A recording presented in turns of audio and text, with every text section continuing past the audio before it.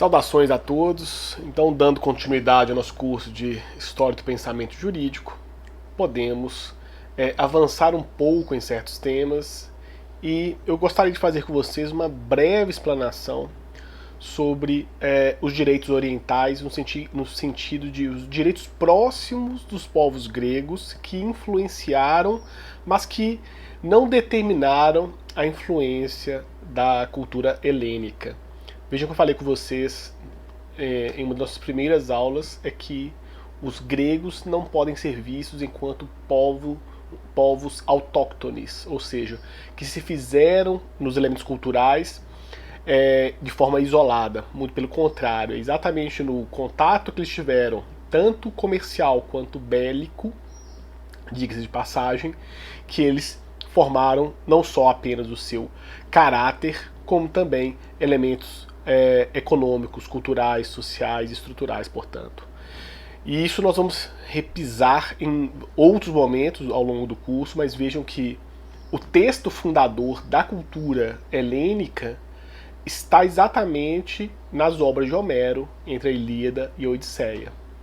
E vejam que aquele combate bélico narrado na Ilíada, ele é uma certa forma de mostrar que os povos gregos se fizeram também através desse elemento que é o elemento do confronto bélico e que no mundo antigo tem uma importância extremamente significativa para a formação de dados até de cunho moral e religioso por parte dos gregos.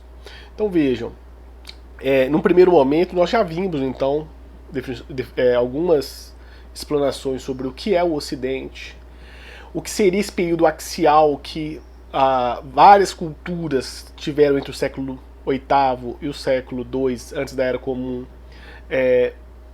grandes transformações culturais que fizeram, ou pelo menos apresentaram novos contextos que até, de certa forma, até hoje demonstram certas características. E agora nós vamos passar por uma breve explanação sobre o direito arcaico, em especial os direitos orientais. Não quer dizer que eu vou fazer com vocês um estudo totalmente delineado aqui, em especial quanto o estudo, por exemplo, das instituições do direito egípcio ou das instituições do direito babilônico. São outros temas que não nos interessam agora. Mas só para poder destacar para vocês a importância disso. Existem estudos, por exemplo, no campo do direito romano, ainda hoje, que vão se deter nesses elementos de influência do direito babilônico em relação ao direito romano.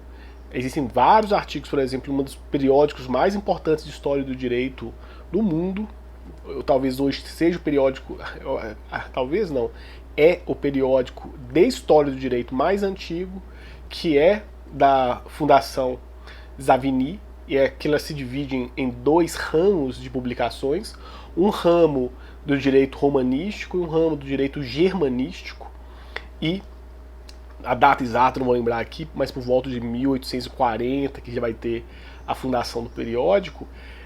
Em publicações recentes, nos anos 2010, encontramos ainda estudos voltados a essas influências no âmbito comercial, por exemplo, do direito assírio em relação ao direito romano, como o direito romano se apropriou de certos elementos. Mas não é o nosso objetivo, em especial se tratando de uma disciplina de graduação. Então, a gente pode mencionar talvez o dado mais exemplificativo do período pré-helênico dentro do Oriente Próximo, seja o fenômeno das codificações. E aí com todas as aspas aqui, porque, vamos dizer, é um termo que nós utilizamos e a bibliografia em História do Direito utiliza para se referir a esses textos legais enquanto códigos, como o famoso Código de Hammurabi, talvez o mais famoso desses códigos antigos, mas que, se compararmos com a experiência moderna do século XVIII e do século XIX, quanto ao que chamamos de codificação, existem sim diferenças significativas. Se vocês até verão, vou fazer questão de citar um trecho da paideia do Werner Jaeger, que ele faz exatamente essa comparação, em breve aqui com vocês. Esses ditos códigos antigos, como o código de Hammurabi, o código de Unamu e o código de Manu se dá na Índia, não é um outro contexto. Então, Unamu e Hammurabi se dão principalmente em um contexto mesopotâmico. O código de Manu, quando é referido, ele faz referência à tradição hindu. Mas utilizam também a mesma terminologia de código. Na realidade, essa reunião de textos legais, por mais que nós modernos chamemos de código, ele se assemelha muito mais a uma consolidação, uma tentativa de reunião de atos normativos dos imperadores em especial, reunindo, dando um certo corpo. Então, não é propriamente a ideia de codificação com uma sistematização de todo o direito, com uma separação por institutos, por partes, com toda uma técnica legislativa própria, como é o da modernidade. Mas, como a tradição utiliza esse termo, e vocês vão encontrar nas bibliografias, faço questão de referir a essa terminologia, por mais problemática que ela seja.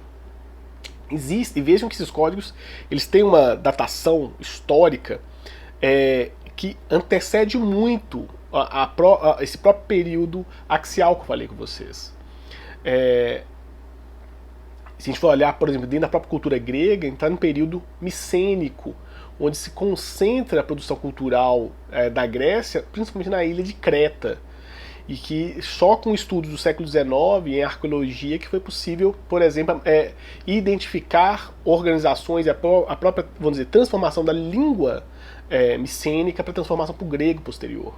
Que o próprio grego tem várias outras divisões.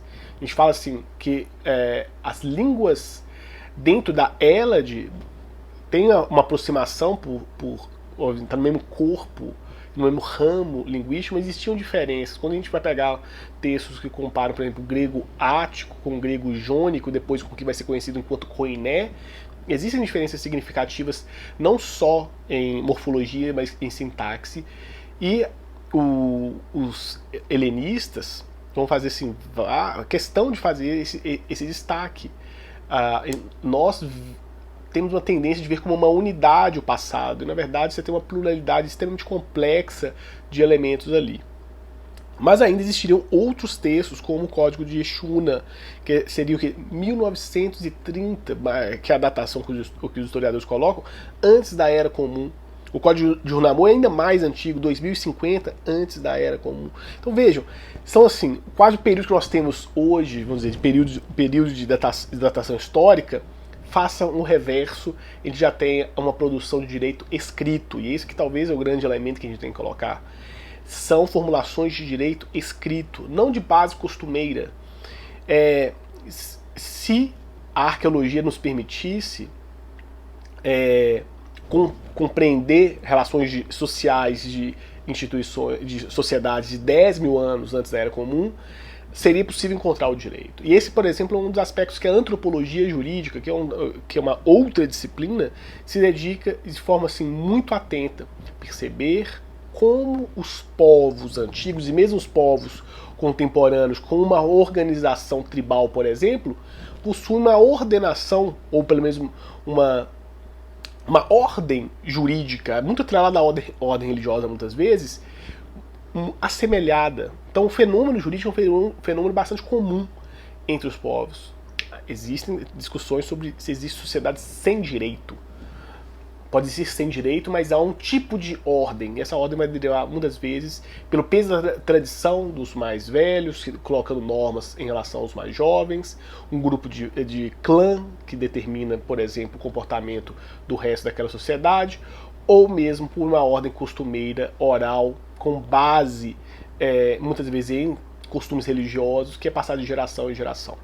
Mas esse não é o nosso grande ponto. Eu quero chamar a atenção aqui para aquilo que o Werner Jaeger vai colocar na paideia. Werner Jaeger é um dos autores assim talvez mais importantes no século XX para o estudo do pensamento grego. Ele tem uma obra monumental chamada Paideia, a formação do homem grego. Assim, se eu posso oferecer um desafio para vocês ao longo do curso seria: leiam a Paideia. Nesse semestre até acharia um pouco difícil, já que é uma obra por volta de 1000 páginas, demandaria um esforço assim grande por parte de vocês. Possível é, mas demandaria um esforço grande. Mas é uma obra assim essencial para a compreensão da tradição grega e dos estudos do século XX. Assim como outros, como por exemplo Descoberta do Espírito, do Bruno Schnell, que é um outro autor também contemporâneo do Werner Jaeger. Os textos do Wilamowitz, Mühlendorf, que foi o orientador do próprio Werner Jaeger, mas, vamos dizer, é um aprofundamento que muitas vezes, e no direito mais raramente, os autores entrarão.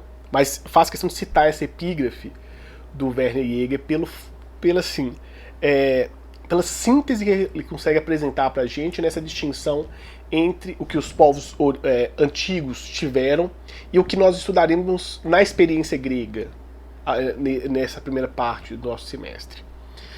Então cito: todos os povos criaram o seu código de leis, mas os gregos buscaram a lei que age nas próprias coisas e procuraram reger por ela a vida e o pensamento do homem. E esse talvez seja vamos dizer, uma epígrafe extremamente importante para a nossa fase de estudo do pensamento grego, porque é exatamente essa dessa lei, desse princípio, que é um dos esforços que nós vamos encontrar, por exemplo, na tradição pré-socrática, que nós estudaremos em breve. Ok? Então, até breve.